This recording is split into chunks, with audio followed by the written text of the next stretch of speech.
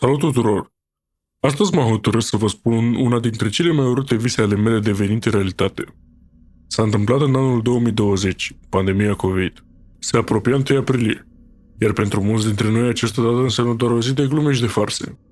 Dar, pentru mine acea zi a fost începutul unei groaze de neimaginat, marcându-mă pe viață.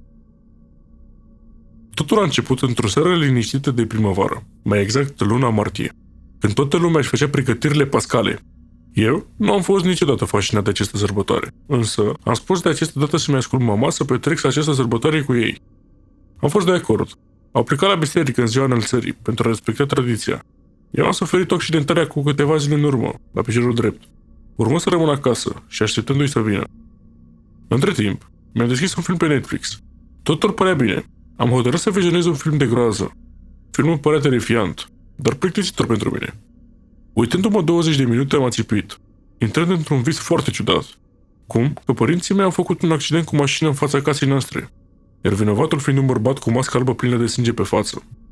M-am trezit pentru că s-a stins dintr-o dată televizorul. Afară se auzeau sirene de poliție și ambulanță. Mi-am dat seama că a fost doar un vis, așa că am aprins televizorul pentru a continua vizionarea filmului. Dar postul de pe TV s-a schimbat dintr-o dată pe știri.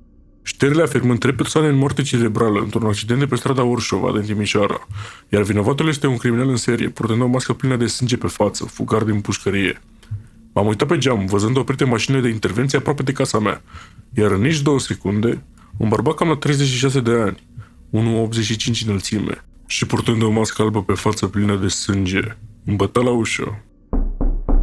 M-a speriat foarte tare, crezând că va intra peste mine, dar în câteva secunde aud un sunet de armă.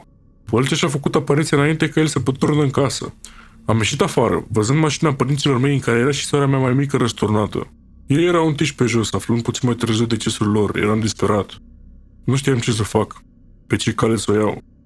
Am rămas singur, ei erau tot sprijinul meu, iar dorul de ei mă omoară. Au trecut 2 luni de atunci.